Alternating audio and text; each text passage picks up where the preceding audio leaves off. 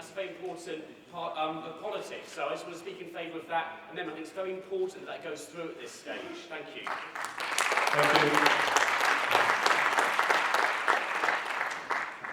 Hello, I'm Shiela Mosley from Leicester, so this might not surprise you. I worked as an advocate for people in the asylum system, and one of my clients gave me a photo of herself when she was 4, carrying a Kalashnikov, because that's what she'd been trained to do.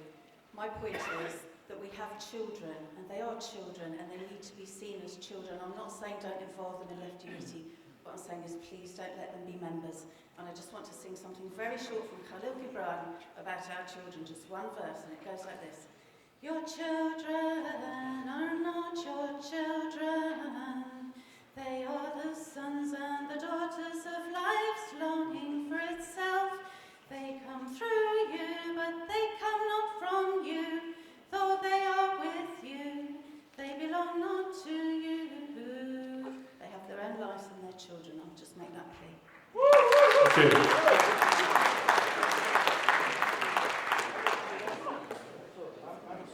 Sorry, I've got to take the musical quality down a little. Jerry Camden from Cambridge. Quiet, please. Start again. I'm Jerry Camden from Cambridge. Sorry, I'm not going to sing this.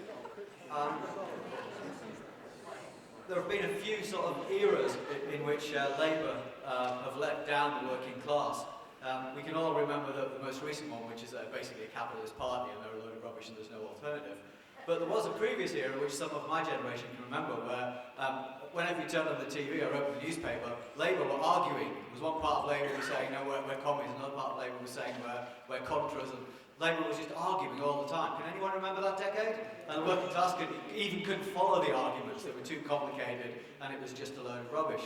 What we cannot afford is the indiscipline of allowing our debates, and we all know what they're like, right, to spill out into the public so that your average working guy is trying to follow what the hell we do believe and what the hell we do stand for. Order. What we need is to have those debates internally, work them out thoroughly and properly, and then we need people who end up in a situation where they lost the debate and agreed to, in public, to do their best for the party line so that we can do the best for the working class and get elected because we're coherent in front of people. Thank you. Thank you. I was going to take 2 more speakers. I've seen a lot of men indicating. What I wanted to know is, are there any young people here who wish to speak at this point? Howie?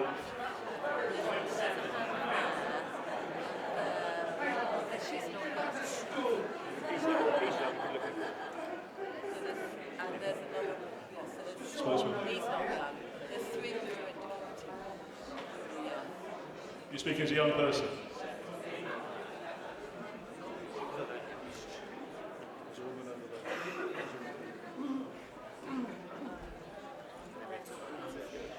I'm Leonardo from the Cambridge branch. I'm 18, so I'm classified as a young person. I'm definitely supportive, because I was part of the student protest movement in 2010, that young people should be inclusive in politics and whatnot, but I think to be official members of a party is a bit too much, because what tends to happen is you follow the lines of your parents and influential people, and I think there should be a process up to, at least personally I'd say up to the age of 18, but I'm not going to force that view, where you have political discussions and you're not forced into a party system where you have to follow aims and policy. You can have discussions. You can still be a supporter of left unity without being a member. You can still be a student member, a youth supporter, without having to follow the outlook and the framework of it. So I'd say don't vote on that amendment and support young people in their struggles, but don't force them to be part of the party. Thank you. We'll take one more speaker. A young person.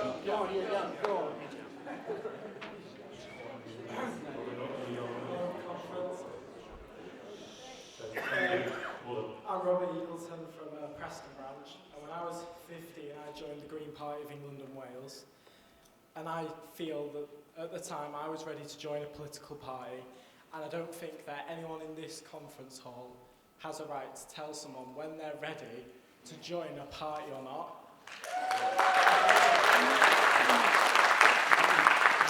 And being a young member, you have to get up to date with all the arguments that are going on. So to ban public campaigns against the party's aims and principles is not gonna help us move forward. You know, we need to make people privy to our disagreements, so we can be open, democratic, and honest. Thank you very much. I'm really sorry we have to end the debate here. I know people would like to go on and on, but we just haven't got the time. I'd like to ask the IDCC to sum up now, please. 2 minutes. Shaun Thompson again. I'm entirely reconciled, comrades, to being labelled the party's bureaucratic old fart, because somebody's got to do it. I'd like to really rapidly go through things. For example, because comrades, what we have here is actually an attempt to synthesise the worries of some people that there would not be proper ability for untrammeled political debate in the organisation against other people's worries and experience of being screwed up into all sorts of sectarian bum fights. And so this is an attempt. We've done our best to strike the happy medium ground. On the no public opposition, comrades, if you read it, it will. It's certainly not the intention of this to do that. It said not to organise public campaigns. I don't think there's. I mean, I've never been in an organisation in my life where I felt. Well, I did once. Is in an organisation where I felt pressured not to publicly disagree with the organisation, and I left it. And I certainly would have no intention of this stupid bureaucratic centralist idea of you have arguments in secret but you don't do them. Secondly, the whole thing about the 20 members thing was to actually avoid a situation where people with minorities with a perfectly valid point of view were actually prevented from putting that forward by the fact that they could not get a majority in any specific branch. So it's actually meant to widen, not to narrow debate. And the arguments essentially about we shouldn't have any system of regulation at all. Can you finish our view that we've got to have some sort of light touch regulation. Thank you. Thank you very much. Right, we're going to vote on the amendments, probably separately, except where there's a follow-on. Okay. The first one is the Rugby amendment on section 5. That's page 29, or 61. That's amendment 8. Are you ready to vote? Can I see those in favour? And those against? And abstentions?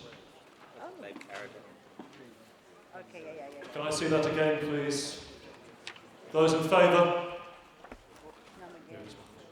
Those against? And abstentions? That's carried. Sorry. Was that Amendment 8? If people don't know, I don't know. Amendment 6. It's the amendment to section 5. Do it again. Just the rugby. Oh, apologies, conference. I wrote down the wrong amendment. I'll have to take that vote again. Page 29. Rugby on. Sorry, it's rugby 6. Page 29, amendment 6. Page 29, but it's not. But it's the amendment to section 5. Yes, that's right. On individual amendments. Amendment to section 5. Which is where? Right there. Previous page. Section 5, individual amendment. So it starts